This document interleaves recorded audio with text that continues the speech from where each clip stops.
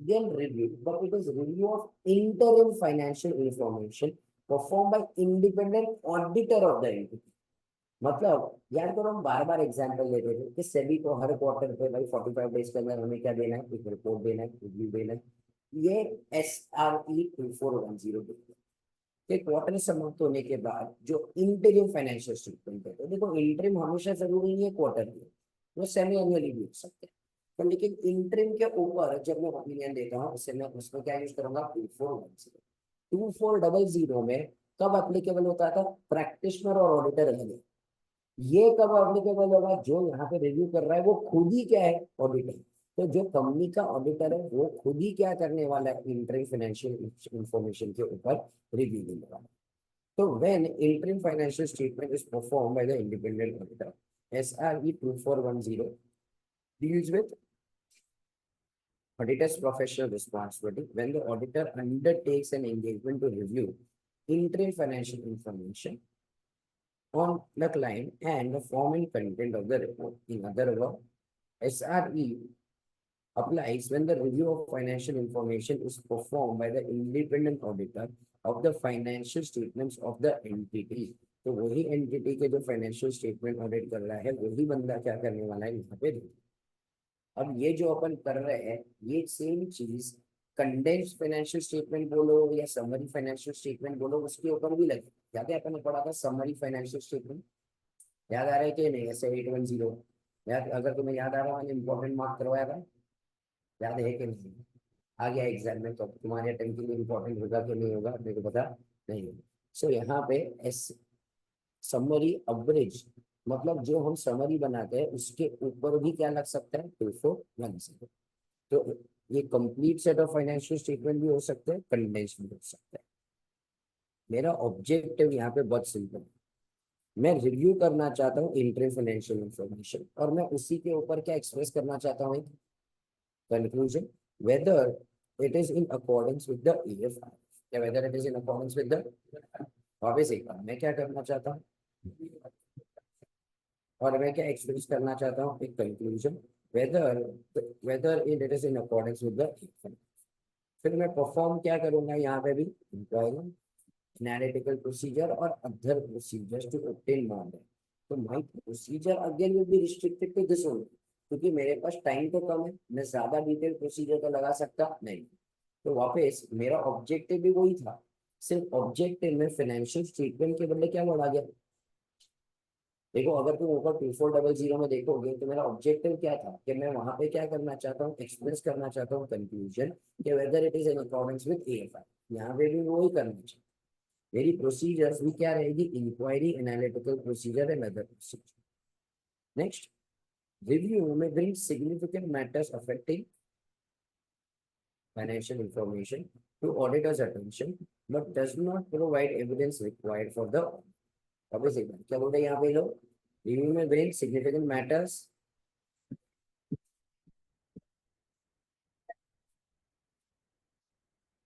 सब रिव्यू करते करते मेरे को कोई सबूत नहीं, उसके वजह से शायद ऑडिटर को भाई वहां पे उसके ऊपर ध्यान जाए, बट लेकिन उसके वजह से उसको ऑडिट एविडेंस नहीं मिलता। ठीक है, फॉर एग्जाम्पल उसकी वजह से शायद उसका ROI में चेंज हो जाएगा, उसको पता चलेगा ऐसा कोई इवेंट अकर हुआ है, बट लेकिन क्या ये रिव्यू के वजह से ऑडिट के लिए उसको एविडेंस मिलेगा क्या। ठीक है, now this is perform by the independent auditor of the financial statement, जो हम ऑलरेडी पढ़ चुके हैं। सो यहाँ पे अपन ने क्या पढ़ा, सबसे पहले ये कब एप्लीकेबल होगा, when information interim financial information performed by the independent auditor of the financial statement of the entity। Second, ये कब एप्लीकेबल होगा, जब वहां पे क्या होगा, कंडेंस्ड। फिर उसके बाद नेक्स्ट क्या होगा वहां पे, review the interim information to express whether the in accordance with the AFR। फिर उसके बाद मैं परफॉर्म क्या करना चाहूंगा, inquiry analytical procedure other procedures to obtain moderate assurance। Review may bring significant affecting the interim financial information to the auditor's attention, but does not provide the evidence for okay? Then performed by the independent auditor of the financial institution।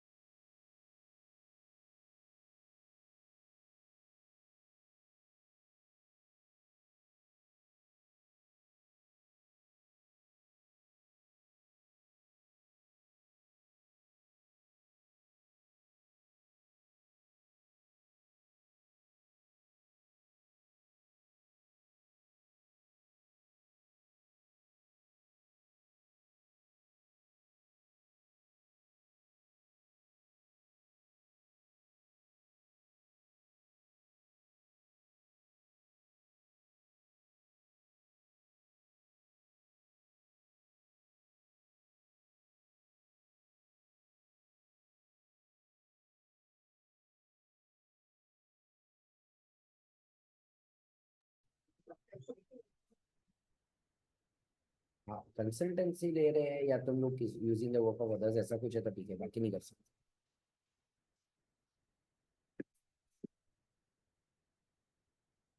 Done. ठीक है, next आता है understanding the entity in its environment. So when we want to understand the entity its environment, हम क्या certain करना चाहते हैं, the risk of material mistreatment.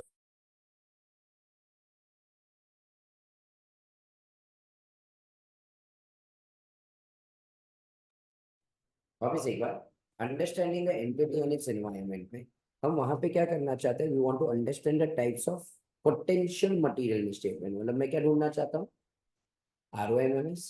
तो वहां पे मैं क्या करूंगा, याद करो, जब भी रिस्क असेसमेंट आता है, हम क्या बोलते थे, गोलमाल के तुषार कपूर की तरह हम क्या बोलेंगे, IAO। क्या बोलेंगे अपन? तो हम आई से क्या करेंगे, इंक्वायरी करेंगे।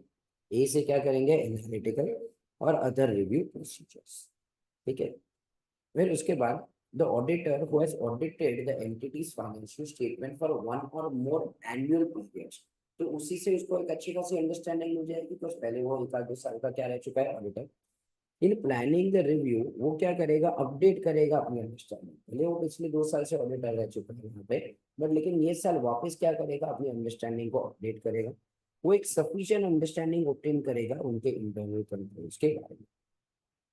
Some procedures performed by the auditor to update understanding of the entity in its star mark करो ये। सो अगर मेरे को अपडेट करना है अंडरस्टैंडिंग ऑफ द एंटिटी और एनवायरनमेंट, तो मुझे क्या करना चाहिए, I should read the documentation to the extent necessary of the preceding years and the review of the interim period of the current year। तो मैं क्या करूँगा, पहले वाले सारे के जो डॉक्यूमेंटेशन है, जो इंटरम पीरियड के रिपोर्ट्स है, वो सारे डॉक्यूमेंट्स को मैं रीड करूँगा। वो शायद डॉक्यूमेंट से मेरे को पता चलेगा कि कोई नई चीज आई होगी, इसके वजह से मेरा understanding the entity means environment का हो जाएगा अपडेट। सेकेंड, मैं कंसिडर करूंगा कि वहां पे क्या कोई सिग्निफिकेंट रिस्क, फॉर एग्जांपल क्या मुझे लग रहा है मैनेजमेंट ओवरराइड ऑफ कंट्रोल। क्या मैनेजमेंट ओवरराइड ऑफ कंट्रोल है, हम एक आंसर करते थे सीफा बोल के, क्या था सीफा। मैनेजमेंट क्या कर सकता है, चीजों को कंसील कर सकता है, फिक्टिशियस अकाउंटिंग बाउंड्रीज पास कर सकता है, अकाउंट्स को रिकॉर्ड्स को अल्टर कर सकता है। याद है ना, ऐसा कुछ करेगा। ठीक है, ऐसे 240 में होने पड़ा था। तो मेरे को कंसिडर करना पड़ेगा क्या ऐसे कोई रिस्क है। Reading the most recent annual and comparable interim information, तो जो सबसे लेटेस्ट इंटरनल फाइनेंशियल स्टेटमेंट है उसको मैं पढ़ूंगा। मैं कंसिडर करूंगा वहां पर मटीरियलिटी क्या, कंसिडर करूंगा नेचर ऑफ स्टेटमेंट। अब मैं क्यों नेचर लिखा, याद करो मटीरियलिटी में बोलते हैं everything is not material due to size और of its material due to nature. तो मैं देखना चाहूंगा materiality due to nature, considering significant financial accounting and reporting matters that may be of such as material weaknesses in the development. Consider the results of any other procedures performed with respect to the current year's financial statement. फिर बाद में internal auditor ने अगर अपने कोई procedure perform किए तो उसके रिजल्ट से भी मेरे को अंडरस्टैंडिंग मिल सकती है। मैं मैनेजमेंट से पूछताछ कर सकता हूँ, इंक्वायरी करने से भी क्या मेरे को पता चलेगा understanding of the entities environment. मैं इंक्वायर करूंगा about the effect of the changes in the entities business. तो अगर एंटिटी का बिजनेस चेंज हो गया तो ऑब्वियसली मेरी understanding of the entity in environment क्या हो जाएगी, चेंज। सेकेंड मैं उनको पूछूंगा कि तुम्हारे इंटरनल कंट्रोल में कोई चेंजेस आए। फॉर एग्जाम्पल इंटरनल कंट्रोल्स पहले क्या थे, मैनुअल, अब हम लोग ने इंटरनल कंट्रोल्स को क्या कर दिया, ऑटोमेटिक। तो वहां पे वापस अंडरस्टैंडिंग ऑफ द एंटिटी में inquiring of the management process by which interim financial information has been prepared and the reliability of the underlying records। फिर इसके बाद दूसरा मैं क्या कर सकता हूँ, इंक्वायरी कर सकता हूँ, एनालिटिकल और अदर प्रोसीजर। तो यहाँ पे वापस सेम क्या होगा, सेम जो हम किसमें कर रहे हैं, यहाँ पे पूरा ऑडिट के पॉइंट ऑफ से inquiry analytical and review procedure होंगे। सिर्फ ऑडिट के बदले हर जगह पे वर्ड क्या यूज करते रहोगे। ठीक है, मतलब फॉर एग्जाम्पल मेरे को क्या करना पड़ेगा, understanding of the entity and its environment, ROMS ढूंढना पड़ेगा, ठीक है, सो यहाँ पे पूरा जो आंसर है, जो भी हमारी प्रोसीजर्स है, सारी ऑडिट की प्रोसीजर्स है, सिर्फ तुम्हें ऑडिट के बदले वहां पे क्या लिखना पड़ेगा। तो वापस इसमें इन्होंने सारे स्टैंडर्ड्स इसमें डाले, 501 पे क्या करेंगे। ठीक है, याद करो लिटिगेशन एंड क्लेम याद है सबको। तो 501 का एक छोटा सा पॉइंट उन्होंने उठा लिया, 560 का सब्सिक्वेंट इवेंट का एक छोटा पॉइंट उठा लिया, 570 का एक छोटा पॉइंट उन्होंने उठा लिया। ठीक है, तो यहाँ पे what they have done is they have picked up everything, तो उसके हर एक के छोटे छोटे पॉइंट आ दिए। और यहाँ पे वर्ड भी प्रैक्टिशनर के बदले क्या आने वाला, ऑडिटर। बट लेकिन ऑडिट के बदले हम क्या वर्ड यूज करेंगे, रिव्यू प्रोसीजर। तो ऑडिट के बदले हम क्या वर्ड यूज करेंगे, रिव्यू प्रोसीजर। तो आई डोंट थिंक सो ऐसा कोई भी आंसर ये लोग पूछेंगे तुम्हें। बट अगर इन केस अगर तुम्हें पूछा गया तो तुम्हारा पूरा आंसर किसके पॉइंट ऑफ व्यू से निकला, ऑडिट। तो ऑडिट की जितनी भी प्रोसीजर है, सारे प्रोसीजर तुम उनको लिख के आओ। ठीक है, तो वहां पर शायद रेफरेंस करके एक नोट लिख दो।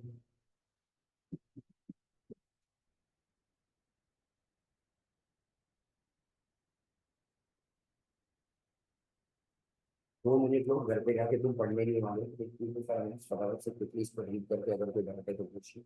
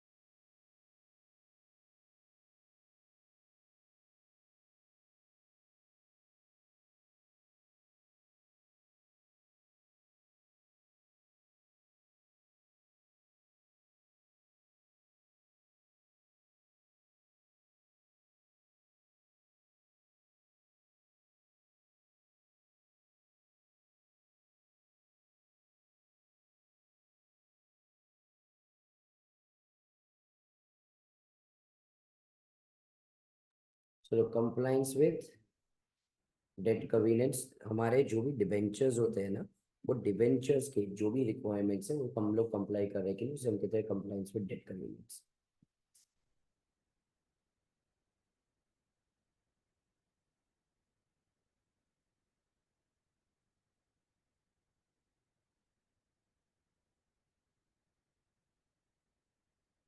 नो जस्ट बिकॉज तुमके ऑडिट याद नहीं है, इसलिए ये थोड़े पॉइंट्स तुम्हें लग रहा रहेगा, once you start revising the whole of audit ये सारे पॉइंट्स बाकी जगह पे ऑलरेडी कवर है।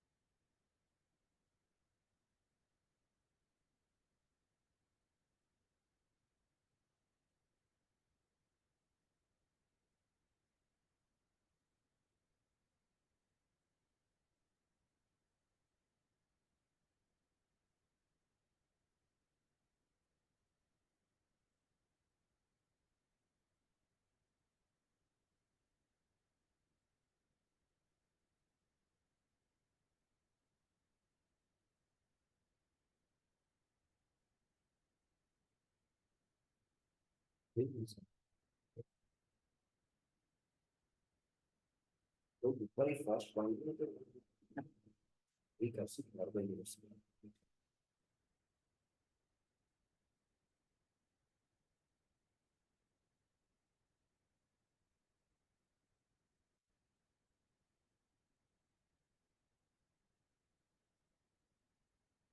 एक से फिर इसी को वाला मार्क कर लो। सो यहाँ पे भले मैं रिव्यू कर रहा हूँ, तो लेकिन ऑडिट भी तो मैं ही करने वाला हूँ। अब मैं क्या सोचूंगा कि भाई देखो, मैं यहाँ पे प्रोसीजर्स तो लगाई हूँ, थोड़ी इन डेप्थ प्रोसीजर लगाता हूँ, रिव्यू के साथ साथ कौन सी प्रोसीजर लगाता हूँ, ऑडिट में तो सेम चीज वापस में करनी पड़े, तो क्या मैं वो कर सकता हूँ? डेफिनेटली यस कर सकता हूँ। चलो आगे की चीजें फटाफट क्विकली रिवाइज कर लीड करके जाते हैं। देखो, review of internal financial information ordinary does not require coordinating inquiries about, तो मेरे को लिटिगेशन या क्लेम के लिए ज्यादा कुछ करने की जरूरत नहीं है। It is therefore ordinarily not necessary to send a letter of inquiry to the lawyer. याद करो 501 में हम क्या भेजते थे? Letter of inquiry. याद आया ऐसा कुछ? तो वहां पे हम लेटर ऑफ इंक्वायरी भेज रहे थे, याद करो, पहले जनरल इंक्वायरी भेजा, रिप्लाई नहीं आ रहा था तो मैंने स्पेसिफिक इंक्वायरी भेजा, लॉयर को 3 चीजें लिख के भेजी थी, लिस्ट ऑफ लिटिगेशन, मैनेजमेंट क्या कह रहा है, केस हारेंगे कि जीतेंगे, फिर थर्ड पॉइंट में मैंने उसको पूछा मैनेजमेंट का असेसमेंट रीजनेबल है, ये लिस्ट इनकम्प्लीट लग रहा है कि नहीं। पर ये लोग यहाँ पे बोल रहे हैं ये सब करने की जरूरत नहीं। Direct communication with the entity's lawyer with respect to the litigation claim may be appropriate if the matter comes to the attention। तो मैं उसको लेटर ऑफ इंक्वायरी नहीं भेजूंगा, बट अगर मेरे को कुछ गड़बड़ लगी तो मैं डायरेक्ट कम्युनिकेशन तो कर सकता हूँ। Next, the auditor may obtain evidence about internal financial information, agrees or reconciles with the underlying records by tracing the internal financial statement information। मैं क्या करूंगा? वो अमाउंट को ट्रेस करूंगा जनरल लेजर के साथ, मैं देखूंगा उसके सपोर्टिंग डेटा हमारे पास क्या है। The auditor should inquire whether the management has identified all events up to the date of the review report। तो ये हमारा क्या होगा? 560। That may require adjustment or disclosure, या तो existing event, non-existing event। It is not necessary for the auditor to perform other process to identify events occurring after the date of the। तो यहाँ पे मैं सिर्फ क्या करूंगा? इंक्वायर। अगर तुम्हें याद हो, देखो अगर फॉर एग्जाम्पल प्रोसीजर्स याद हो तो मैं क्या क्या कर रहा था, इंक्वायर कर रहा था। फिर उसके बाद मैं क्या कर रहा था, मिनट्स पढ़ता था। डेट ऑफ फाइनेंशियल स्टेटमेंट के बाद की तो मेरे को सब्सिक्वेंट ईयर पता चले। फिर मैं देखता था प्रोसीजर्स मैनेजमेंट ने कौन से एस्टैब्लिश किया। मैं लेटेस्ट इंटरिम फाइनेंशियल स्टेटमेंट पढ़ता था, यहाँ पे वो सब कुछ नहीं करना। मैं सिर्फ और सिर्फ क्या करूंगा, इंक्वायर करूंगा, बाकी की प्रोसीजर्स लगाने की जरूरत। द ऑडिटर, ठीक है। फिर यहाँ पे ना थोड़े थोड़े पॉइंट्स ऐसी, आई डोंट नो ये लोग इतनी गहराई में जाएंगे कि नहीं जाएंगे, पर मेरे को सब क्या चाहिए कि तुम मेन पॉइंट्स यहाँ पे ध्यान रखो कि यहाँ पे need not send the letter of. यहाँ पे मेरे को क्या बोला हुआ है कि मेरे को बाकी सारी अदर प्रोसीजर्स करने की जरूरत नहीं है। Is not necessary for the auditor to perform other procedures. तो बस वो चीज ध्यान रखनी है कि यहाँ पर सिर्फ इंक्वायरी एनालिटिकल प्रोसीजर पर रिस्ट्रिक्ट कर रहे हैं, बाकी सारी चीजों को कम कर रहे हैं। 570 याद करो, गोइंग कंसर्न। तो वहां पे जो auditor should inquire whether the management has change the assessment of the entity's ability to continue as a going concern. When, as a result of inquiry or other procedure, auditor becomes aware of events and conditions that may have a significant doubt. तो inquiry करने पे मेरे को लगा doubt है, तो मैं उनसे पूछताछ करूंगा about the future actions, feasibility of the plan, क्या ये इम्प्रूव करेगा। याद करो सेम अपन ने डिस्कस किया था 2400 में, याद करो ऊपर सेम पॉइंट लिखा था कि वहां पे मैं देखूंगा कि जो प्लान्स है, या करो स्पाइसजेट का एग्जांपल 1000 करोड़ आ रहा है, तो इससे क्या सिचुएशन इंप्रूव होगा, क्या फीजिबल है। एंड कंसिडर करो adequacy of the distribution. Events or condition which may cast significant on the doubt on the entity's ability to continue as a going concern may have existed at the date of the annual financial statement and may be identified as a result of it. Next, when such events or conditions come to the auditor's attention, the auditor inquires of the management as to its plans for future action, such as its plans to liquidate assets, borrow money or restructure debt, reduce or delay expenditure, and increase capital. The auditor also inquires the feasibility of the management's. फिर उसके बाद, however, it is not necessary for the auditor to corroborate feasibility of the management's plan in the outcome. तो मैं सिर्फ वहां पे evaluate करूंगा, inquire करूंगा, पर मैं इसको कोरोबरेट नहीं करूंगा। करना 570 में मैनेजमेंट को मेरे को प्लान या फ्यूचर एक्शन बताता है, तो मैं उसको भी क्या करता था, इवेल्युएट करता। ये समझो उसने मेरे को फ्यूचर प्रोजेक्शन की है कैश फ्लो, तो मैं देखता था कि ये जो कैश फ्लोज है, जो असम्पशन वो है, वो सही है कि नहीं, अंडरलाइन डेटा रिलायबल है कि नहीं, वो सब मेरे को यहाँ पे करने की जरूरत। When a matter comes to the auditor's attention, that leads the auditor to question whether material adjustments should be made in respect of interim in all material respect in accordance with the AFRF. Auditor should make additional inquiry whether perform other procedures. तो अगर मेरे को और कोई material adjustment दिखता है तो मैं अब दूसरी प्रोसीजर में फॉर्म, ठीक है। एग्जाम्पल का कोई लेना देना नहीं, इसको आर में। अब नेक्स्ट 450 का रेप्लिकेशन है कि हमें जो भी स्टेटमेंट्स बनी है उसको इकट्ठा करें, उसमें से जो भी ट्रिवियल है, ट्रिवियल मतलब होता है इनसिग्निफिकेंट। क्या वो मीनिंग में ट्रिवियल, सिग्निफिकेंट, उसको हम इग्नोर करें। फिर जो मिस्टेटमेंट बची है उसमें से मैं देखूंगा कितनी मिस्टेटमेंट करेक्ट कर दी गई, कितनी मिस्टेटमेंट अनकरेक्ट। करेक्ट कर दी, वेरी गुड। अनकरेक्टेड है उसको मैं एग्रीगेट करके देखूंगा कि वो मटीरियल मटीरियल निकली, तो मैं अपना ओपिनियन क्या कर दूंगा। ये पूरा इट इज नथिंग 450 के बाजू में लिख लो पूरा 450।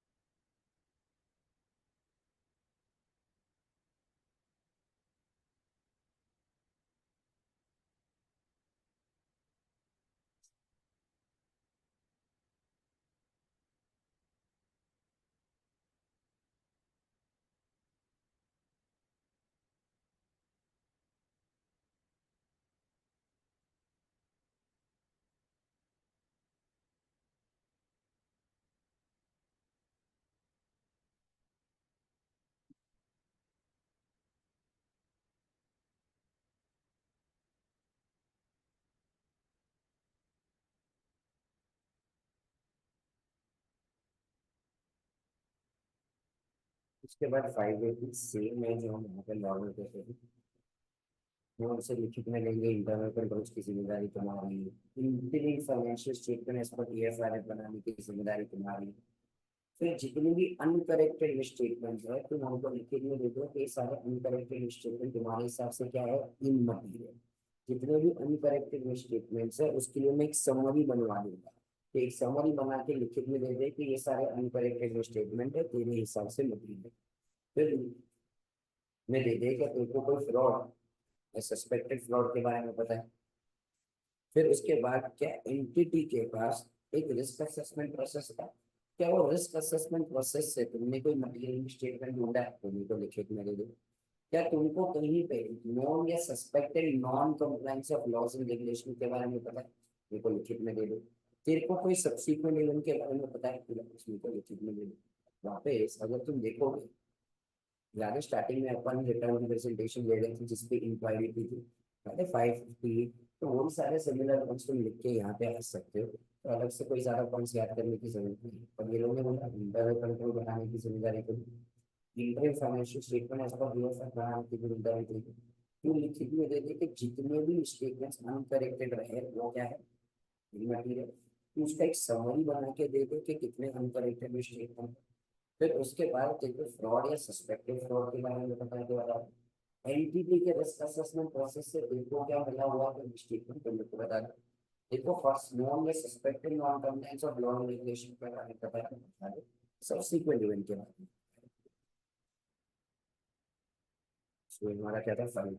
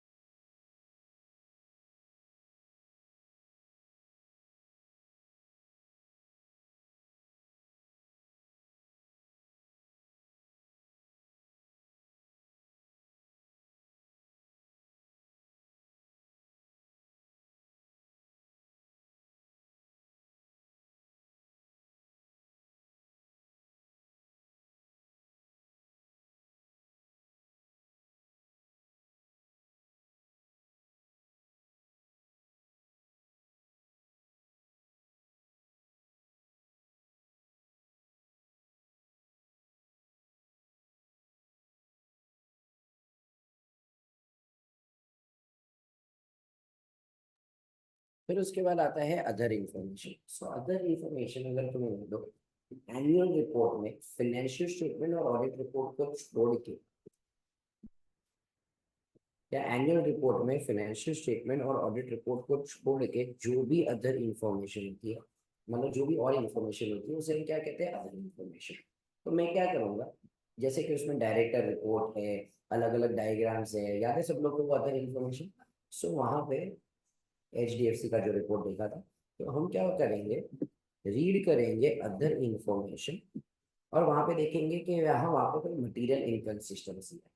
अब अगर मटेरियल इनकंसिस्टेंसी है तो दो में से एक में गड़बड़ हो सकती है, या तो इंटर फाइनेंशियल स्टेटमेंट में गड़बड़ है, या तो किसके अंदर गड़बड़ है, other info. Inter financial statement में गड़बड़ है तो मैं मैनेजमेंट को बोलूंगा भाई चेंज करो। उन्होंने रिफ्यूज कर दिया तो मैं इंटर फाइनेंशियल स्टेटमेंट के ऊपर क्या कर दूंगा, ओपिनियन को क्या कर दूंगा, modify.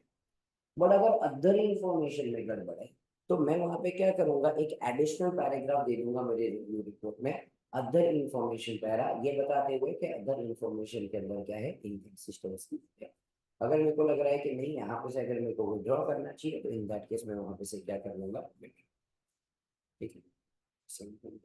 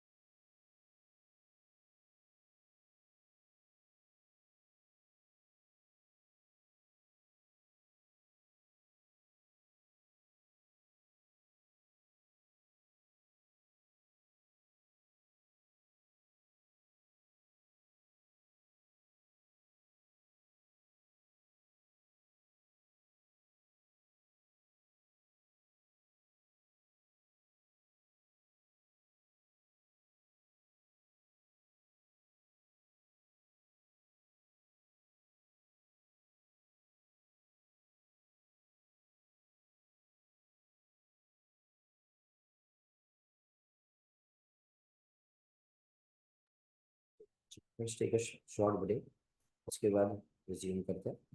So it is around 6:05, 6:35 पर रिज्यूम करते हैं।